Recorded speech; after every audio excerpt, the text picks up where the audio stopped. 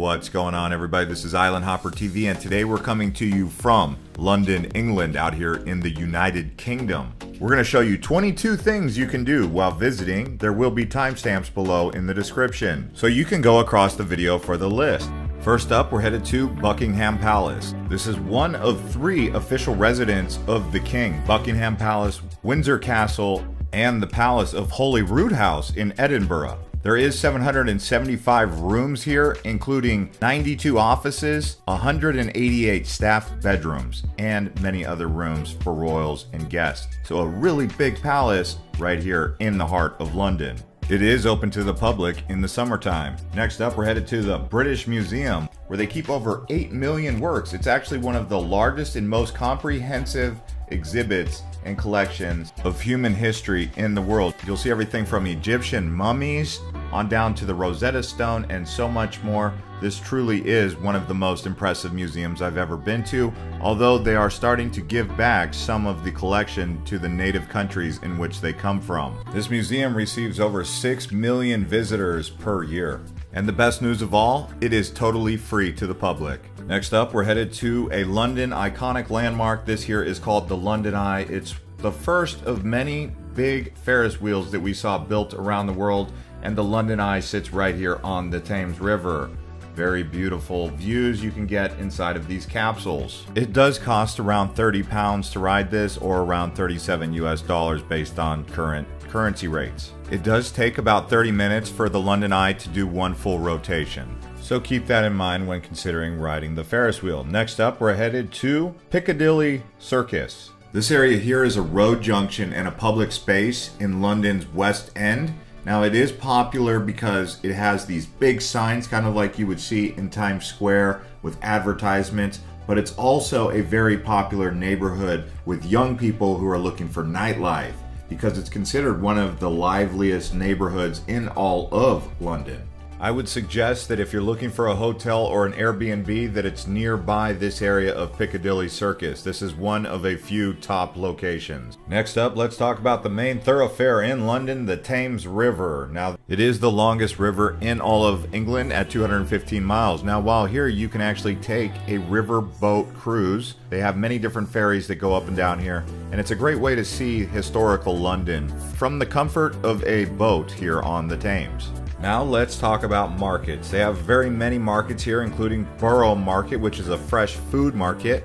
But you could also go to Maltby Street Market, the Brick Lane Market, Camden Market, so many different markets around here. I mean, the list really goes on, but you should try to visit more than one market while here in London. One of the best times to actually visit these markets is during Christmas time because of all the festivities going on across the city, but the markets benefit the most from this. Here is a look at the Horse Tunnel Vintage Market. There's Camden Market and Stables Market nearby.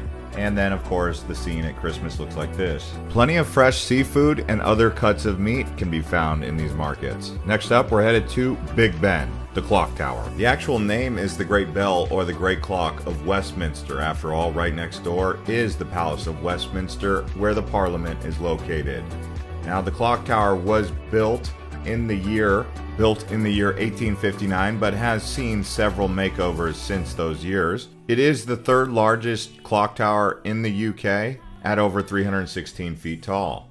It is a UNESCO World Heritage Site and certainly a landmark here in the great city of London. If you wanted to go to the Parliament, you would go over towards Westminster Abbey from here after crossing the bridge. Speaking of bridges, let's take a look at the Tower Bridge. Now, this iconic bridge here is often confused with the London Bridge. This one is the Tower Bridge going over towards the tower. In the background, you will see the Shard Tower. The bridge itself was built in 1886 and completed in 1894. It extends over 800 feet, which is 240 meters in length, and is 213 feet wide, connecting the 2 bridge towers. You can actually drive a vehicle across the bridge or take a bus, but there's also a walking bridge on the right side that you can walk across the bridge as well. And in the area of the Tower Bridge, you'll see the Tower of London, which is another place we'll add to the list. There's also the London Wall, HMS Belfast, which we will be showing you a little later on. And just a little bit down the river is the London Bridge, the Southwark Bridge, and the Millennium Bridge. As we keep this Things to Do in London video going here, I want to remind you guys to check the description below. We have full Things to Do travel guides. Barcelona, Paris, and Rome. All videos down below. Watch all three if you can. And I even recommend sending these videos to your friends and family that you want to have join you on a trip to Europe. This is the information you're looking for of the premier cities. A great way to get around London is a big bus tour. They have the big bus, which is like a hop on, hop off, but they also have those red double-decker buses. If you get a chance to go over any of the bridges in one of those, try to sit up top. It's really a great view. This here is a look going over the Westminster Bridge towards Big Ben. If you decide to go with the double-decker bus, you can actually get a fare for one way as cheap as £1.75, but if you do a full day, it's £5.25 per person. The big bus is a bit more expensive and those do vary. Now let's talk about Westminster, where they have Westminster Abbey, the Palace of Westminster, the Parliament, and it's really an interesting area because of the historical relevance of this place. Westminster is a neighborhood located in the city of Westminster in the heart of London.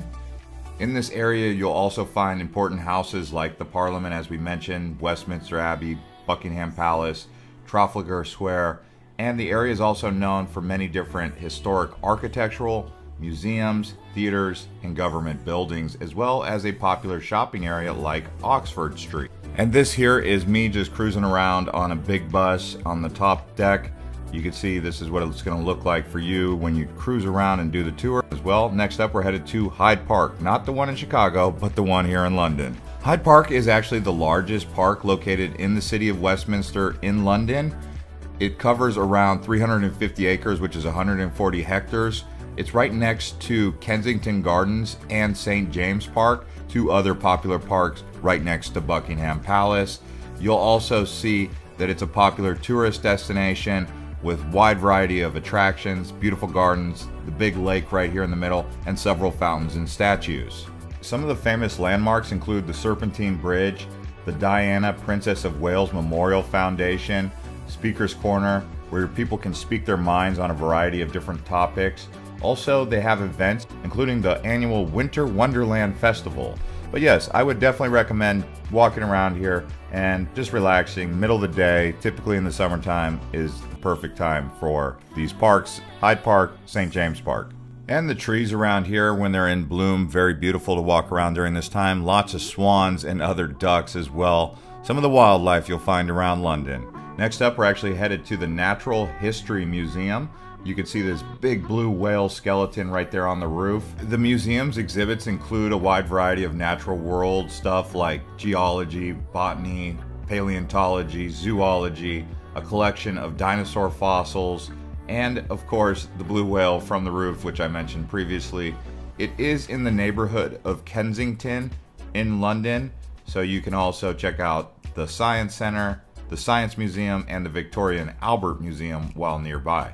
The museum, founded in 1881, is one of the largest natural history museums in the world, housing over 80 million specimens in its collection. So this is a really large museum with a variety of different natural history. That's very interesting. That's one of the things about London. The museums here are definitely world class. And of course, the kids are going to love these life-size replicas of the dinosaurs, even these feathered dinosaurs right here. Planned for around 3 to 4 hours here. Next up, we're actually headed to the Tower of London, and we're going to talk about the history involving this structure. This historical castle was founded in 1066 by William the Conqueror and served as the royal palace, a prison, and a mint, as well as the fortress for many centuries right here on the Thames River. It is one of London's most popular tourist attractions. Millions of people visit here every year. Next up, we're at the Shard, which is the largest skyscraper in all of London, standing over 1,016 feet tall. That's 310 meters. It was completed in 2012. It's a mixed-use building for business, offices, restaurants, and luxury hotel. And you can go to the top where they have the view from the Shard. There is panoramic views over London at 800 feet.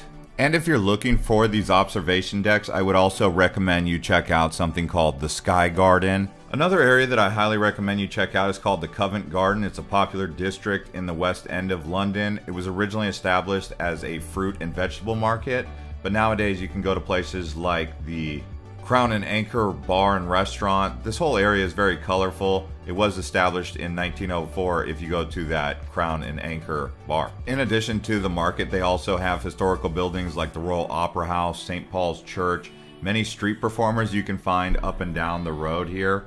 So walking around, taking in the sights and sound, doing some shopping, really this is the vibrant atmosphere of London right here. It's really a mix of old buildings and new buildings. As you can see, they have the IMAX theater and a casino right there along the road. And next up, let's talk about Chelsea Football Club. You can see the stadium right here. London and England in general, very popular teams. They have Liverpool, they have Manchester, but here in London, the main team is going to be the Chelsea Football Club. And if you can, try to get to one of those games. You will have a good time. Now we're headed to Trafalgar Square.